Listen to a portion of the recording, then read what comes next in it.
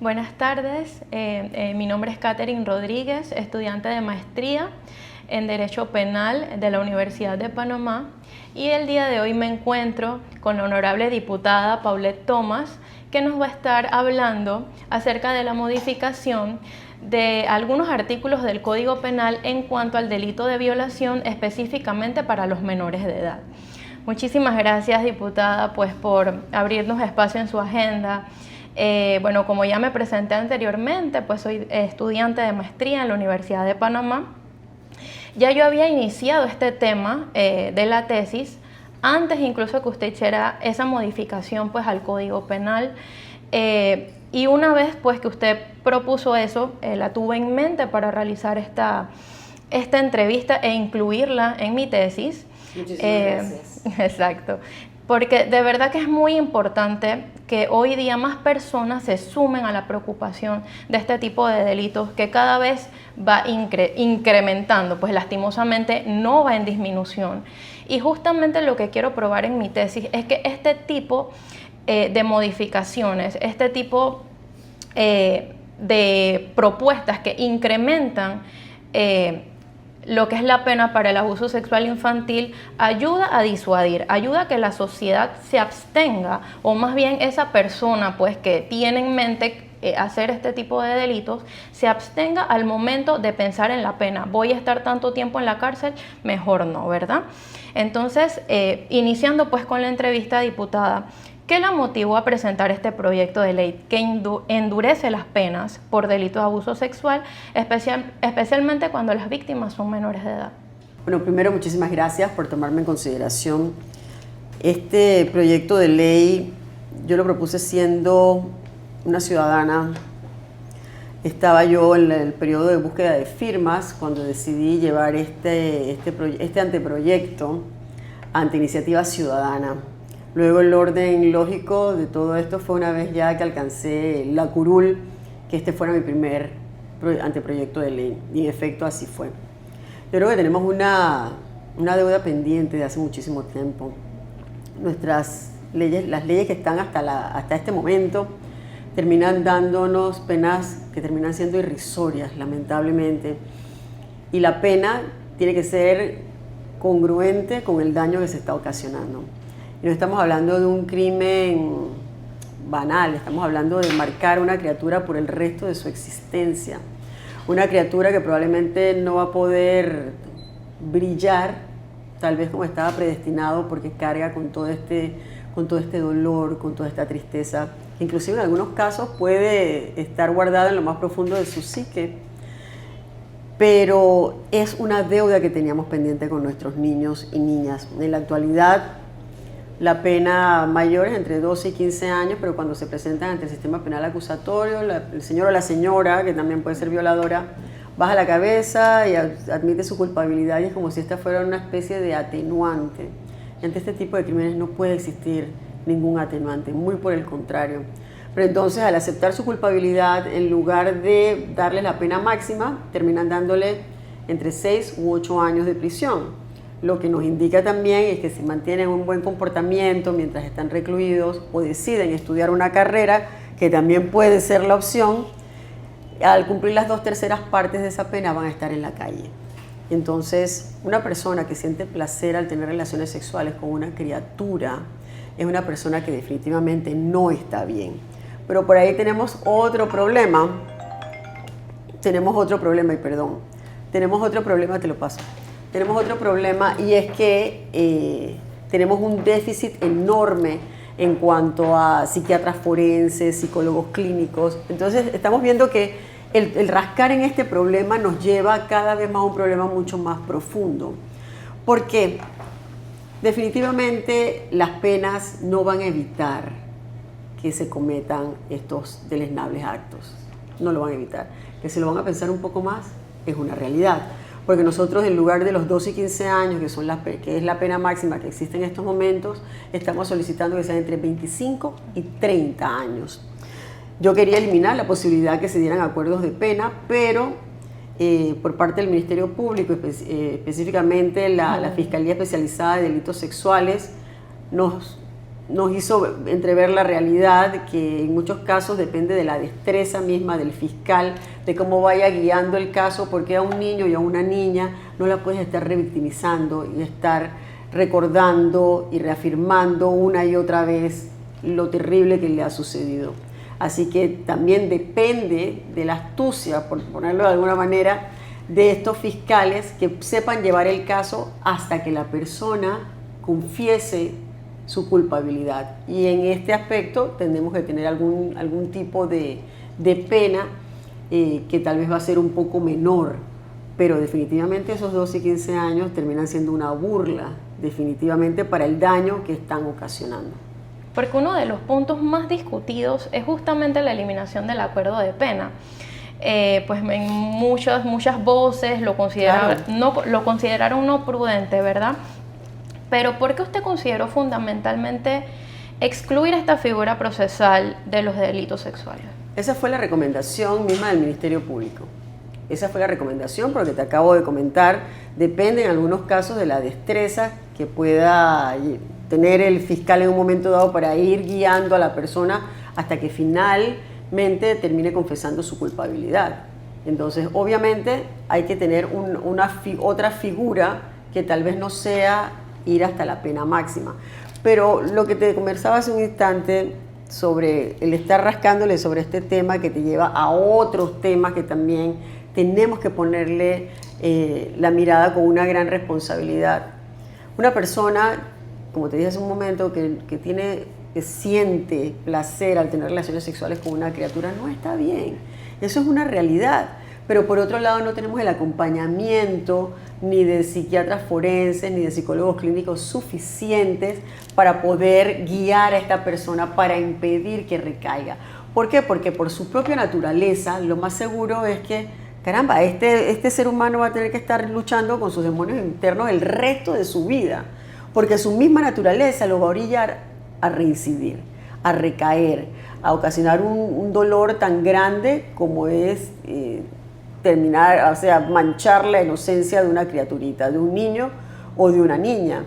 Y probablemente se va a sentir sumamente culpable durante un tiempo, pero su propia naturaleza lo va a orillar a reincidir una y otra vez. Pero entonces, para tratar de evitar que esto suceda, necesitaríamos tener la cantidad suficiente de psiquiatras forenses, de psicólogos clínicos, cosa que no tenemos. A nivel nacional tenemos 2 psiquiatras forenses de frontera a frontera y de océano a océano.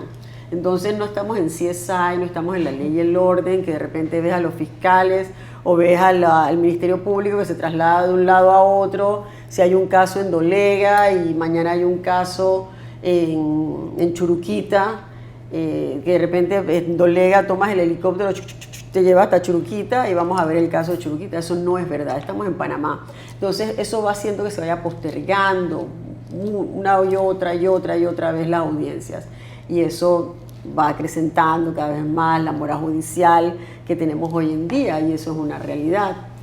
Entonces hay que buscar la manera. Los jóvenes que están estudiando medicina tienen que darse cuenta de la gran necesidad que hay, de la gran falencia que hay, y es necesario, necesitamos psiquiatras. De hecho, conversando con el procurador anterior, el procurador Caraballo, nos comentó que habían tratado de llegar a un acuerdo con el ministro de aquel entonces, el ministro Sucre, para incentivar a los chicos a estudiar psiquiatría. El Ministerio Público estaba dispuesto en tal sentido, una vez que terminaran la especialidad de psiquiatría, ellos correr con el costo de esa especialización para que pudieran ser psiquiatras forenses. Pero a la hora de la hora, el señor ministro dijo que necesitaban más cardiólogos, necesitaban más ginecólogos y demás. Entonces, como que todo ha quedado en stand-by, pero no podemos, necesitamos ese relevo también en cuanto a los peritos. Y eso es algo que a mí me llamó poderosamente la atención, por eso ese es otro proyecto de ley que ya también, gracias a Dios, fue prohijado, en el que estamos solicitando, por ejemplo, en el caso de Lina Rojas, la pequeñita de 10 años que falleció en el área de Chiriquí, que creo que es un caso que nos toca a nosotros. No podemos olvidar la mirada de esa niña, con una sonrisa preciosa, unos ojos brillantes, que lo único que te daban era una señal de la vida que le esperaba y la vida que una niña como ella debía vivir. Lamentablemente, un vecino, un amigo de sus padres, entre comillas, que ese día estaba tomando trago con su papá, se le antojó cuando la niña salió del lugar, él se fue detrás de ella, no solamente la viola, sino que la mata con objetos contundentes a golpes. Y esto es una cosa terrible, cuando esto se da, este sujeto, que no pudiera calificarlo yo como un ser humano, no puedo decir aquí como quisiera calificarlo definitivamente, pero tuvo el tupé, la desfachatez de formar parte del grupo de búsqueda de esta criaturita, y no solamente eso, sino que tuvo el descaro de dar declaraciones incluso a los medios de comunicación. Finalmente se descubre que este señor es culpable, obviamente había rastros de ADN de este señor debajo de las uñas de esta pequeñita, o sea que ella luchó por su vida, sin duda, pero al momento en que se va a dar esta audiencia, que fue el año pasado, la perito que tenía que emitir su evaluación al respecto no podía asistir al juzgado. Y cuando la llaman en el juzgado, dice la doctora fulanita, dice, no, ella no puede asistir porque está en, ¿cómo se llama? En licencia matrimonial, ¿cómo se llama? De maternidad. Acababa de dar a luz, por ende no podía ir físicamente. Hoy día es ley de la República que los peritos pueden brindar sus evaluaciones por medio de las plataformas que todos usamos de manera cotidiana prácticamente desde la pandemia, que es las plataformas que el Zoom y otras tantas que están a nuestra disposición. Es ley de la República, pero es potestad del juez o la jueza que puedan emitir su evaluación por medio de estas plataformas. Y la jueza en su momento dijo, no, en este juzgado tiene que venir personalmente. Y si no vienen, entonces vamos a tener que posponer esta audiencia. O sea que desde el año pasado, que se tenía que haber dado, la pasaron a mayo de este año. Entonces, finalmente, la semana pasada tuvimos un fallo y a este señor se le da una pena de 48 años de cárcel. Y creo que es una pena insigne y para muchas personas siento que todavía se queda corto.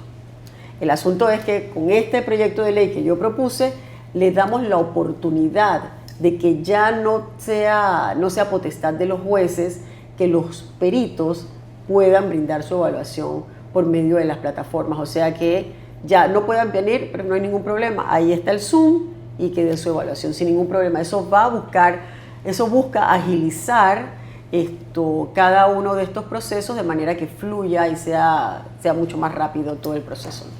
Tratando de buscar algo no resolver, claro, pero de disminuir, se encontró con otro tipo de problemas, claro, que obviamente pues quizás no dependan de usted, pero usted busca la manera. Pierde su esencia desde su propia génesis. Se establece como ley de la República, se empieza a hacer un listado de ofensores sexuales, de agresores sexuales. Pero en el artículo 14 y en el 15 dice que hay que salvaguardar la identidad del victimario. ¿De qué estamos hablando cuando supuestamente ese listado tiene que ser una herramienta de prevención? ¿Qué caso tiene que vayamos a recurrir a ese listado cuando ya el hecho se dio y cuando los únicos que pueden tener acceso a ese famoso listado son los abogados que van en un momento dado a revisar si la persona tiene un antecedente o no? Entonces estamos fallando. Yo estoy solicitando, y también gracias a Dios ya fue prohijado, que el listado sea público. Pero aquí hay un asunto y tenemos que tratarlo con una gran responsabilidad, porque ahorita lo que sucede en las redes sociales es muy fácil para cualquier persona acabar con la credibilidad o con la vida de una persona sin tener ningún sustento. Entonces es un tema que aparte de que sea público, hay que regularlo igual, porque no cualquiera puede tener esa información. ¿Considera necesario establecer mecanismos de seguimiento y vigilancia a los agresores sexuales luego de cumplir sus condenas? Esto ocurre en otros países que tienen este tipo de programas. ¿Usted cómo ve esta viabilidad? Yo creo que son sumamente necesarios, porque a la hora de la hora terminan siendo una especie de espada de Damocles que están gravitando sobre la sociedad entera, sobre niños, niñas, sobre mujeres, adultos, mayores, personas con discapacidad. Entonces es necesario. Bueno, sí, pero imagínese, si usted comenta que existe una falencia en profesionales de la salud que recurren a este tipo de casos y que han estado tratando de tener algún tipo de, ¿cómo le digo?, incentivar a los estudiantes profesionales de la salud este tipo de programas. También hay que tener un recurso humano. Por eso, recursos humanos y recursos económicos para poder sustentarlo. Mira, yo voy a confesarte algo, a contarte más bien algo.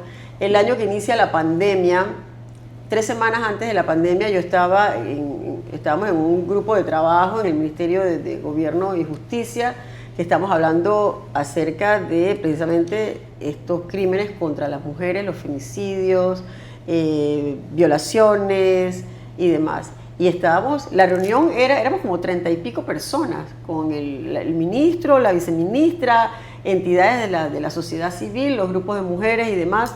Yo estaba ahí como vicepresidenta de Iniciativa por la Paridad Política, y a la hora de la hora el tema era los famosos brazaletes.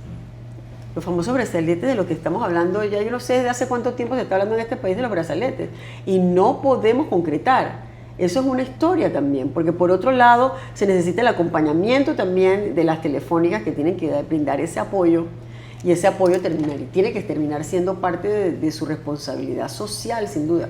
Como lo que sucede con Alerta Amber.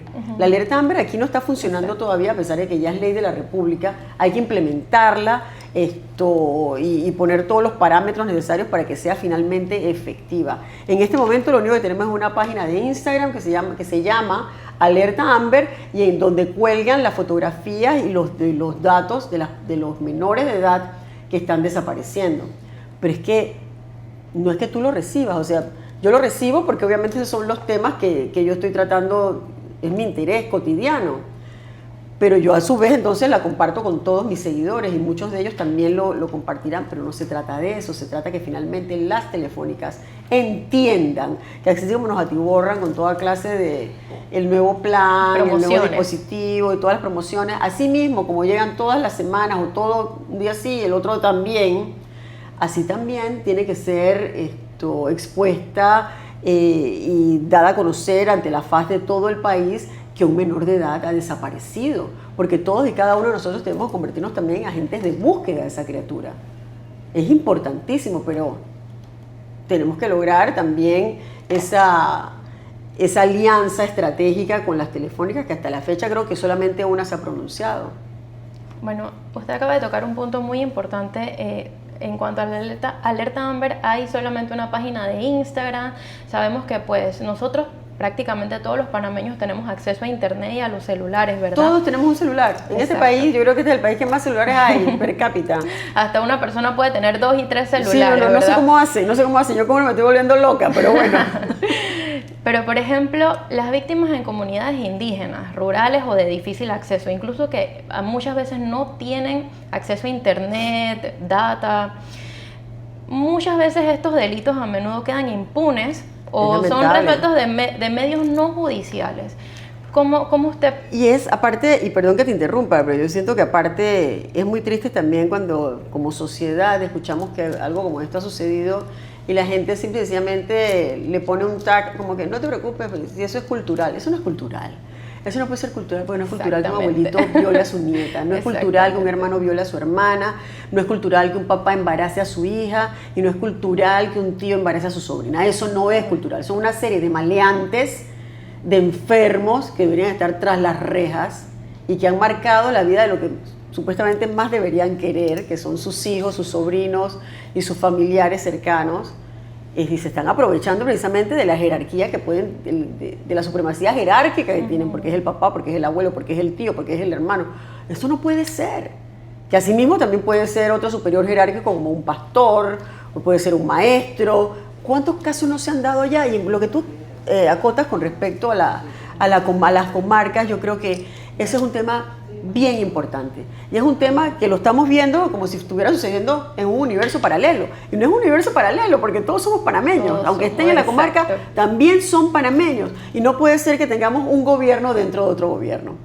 Entonces, al tener un gobierno dentro de otro gobierno, ellos no pueden dejarse llevar por lo que dicta simple y sencillamente su grupo. No puede ser. Ellos se tienen que regir por las leyes bajo las cuales nos regimos todos los panameños, que son las leyes que indican todos nuestros códigos procesales y demás. Eso es lo que tiene que suceder. Pero ¿qué pasa? Cuando se escucha que se está tratando estos temas en la comarca, La gente simple y sencillamente les resta importancia. Yo conozco a una sola persona, que es la señora Toribia Venado, que es una mujer que se ha dedicado de hace no sé cuánto tiempo a llevar la estadística de cuántas niñas han desaparecido, quiénes son, dónde desaparecieron, cómo iban vestidas, cuál es el nombre, cuál es la estatura, la edad y demás, cuándo fue la última vez que la vieron. Ella tiene las estadísticas de todo. Caramba, yo he hablado con tantas autoridades y le he dicho, tienen que comunicarse con la señora Toribia Venado. Toribia Venado, entiéndanlo bien. Ella se ha dedicado, le ha dedicado alma, corazón y vida a llevar esa estadística, niña a niña, mujer a mujer que ha desaparecido, y cuáles fueron las circunstancias. Y parece que aquí no tuviera relevancia, y no puede ser. No puede ser, porque aquí no tenemos ciudadanos ni de primera, ni de segunda, ni de tercera, ni de cuarta categoría. Aquí todos somos panameños y todos tenemos que ser tratados iguales y todos tenemos derechos, así como todos también tenemos deberes. Pero tenemos que hacer respetar los derechos de todos los panameños y de todas las personas que han decidido que esta tierra sea la suya. ¿Qué papel cree usted que juega la educación sexual integral en la prevención del abuso infantil? Importantísima, importantísima. Hay un tema donde estamos sacando una muy mala calificación. Pésima calificación, porque yo creo que muchas personas piensan que si no hablamos del asunto no va a pasar nada. Señores, las hormonas son las hormonas. Las hormonas van a salir, van a aflorar y van a venir a hacer lo suyo, sin duda. Hace un tiempo atrás, precisamente el día que fue aprobada en primer debate esta ley, la 49, que aumenta las penas, yo dije, pero es que aquí hay un tema y el asunto es educación, educación, educación, educación. La génesis de todos nuestros problemas es educación, educación, educación, educación. El asunto es que hay una obra de teatro que se llama Despertar de Primavera. Esa obra habla precisamente del despertar de las hormonas, de ese despertar cuando las niñas empezamos a ver a los niños y los niños empiezan a ver a las niñas ya desde otro punto de vista, ¿no? Y a la hora de la hora, esa obra se desempeña en 1821, el mismo año que nosotros finalmente tuvimos nuestra independencia del Reino Español. Y obviamente estamos hablando de 1821, nadie hablaba de sexo. Nadie, obviamente no existía así la más remota idea de una educación sexual. Pero hoy en día, en el primer cuarto del siglo XXI, seguimos exactamente igual, pensando que si no se habla del asunto, nada va a pasar. No, señores. La información que nosotros le brindemos a nuestros niños y niñas es primordial, porque ellos, los niños tienen que saber hasta dónde, tienen que aprender a discernir, tienen que aprender a diferenciar entre lo que es una caricia amorosa de su mamá, una caricia amorosa de su abuelita, de su tío, de su tía o de una persona cercana al entorno familiar, y también darse cuenta cuando un acercamiento trae detrás otra acción. Entonces es importante y que los niños sepan, te dijeron esto, vas y se lo dices a la maestra, vas y se lo dices a tu mamá, se lo dices al consejero del salón. No te puedes quedar callado. Los niños tienen que decir, ¿sabes qué? No, no. Venga de donde venga, así sea un superior jerárquico, no es no y siempre va a ser no.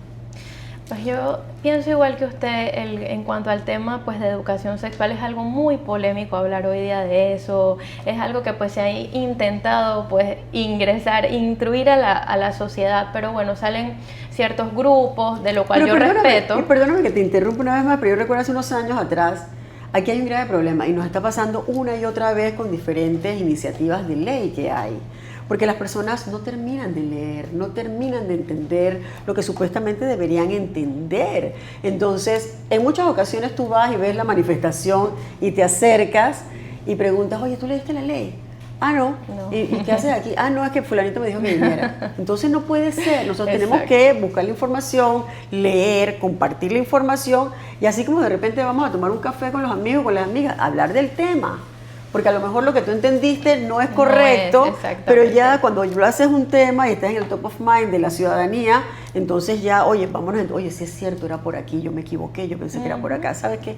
Tenemos que hablar, necesitamos llegar a consensos, necesitamos hablar mucho más, necesitamos mucho diálogo en este país, sin duda alguna. Sí, definitivamente que sí, diputada. Y finalmente, ¿qué sigue después de la aprobación de este proyecto? ¿Tiene en mente otras iniciativas relacionadas con la protección de la niñez? Definitivamente. Estamos trabajando en varias iniciativas que esperamos presentar Dios mediante, una vez que inicie el nuevo periodo en el mes de julio. Así que estamos trabajando, no nos hemos detenido, seguimos, ahorita estamos en extraordinarias, pero seguimos dándole también a las extraordinarias, pero tomando en consideración también el trabajo que tenemos que llevar a cabo para poder sacar adelante estos nuevos proyectos de ley. Muchísimas gracias, honorable diputada. La verdad pues que al igual que usted, yo siendo abogada pues me inclino justamente a la protección de todo lo que es derechos de la niñez, de la adolescencia. Aunque se habla mucho de eso, siento que a la hora de accionar, de gestionar, de aplicar este tipo de cosas, pues todavía nos falta, pero poco a poco vamos a ir mejorando entre el tema judicial, social, como usted dice, son tantas esferas que van incluidas en esto. No solamente es ver leyes, sino que eso implica muchas cosas, pero creo que es un buen comienzo. Así que le agradezco mucho el tiempo, definitivamente, por atenderme. Muchísimo. No, a la orden, y estén siempre dispuestas y abiertas las puertas de este despacho para cuando ustedes así lo requieran.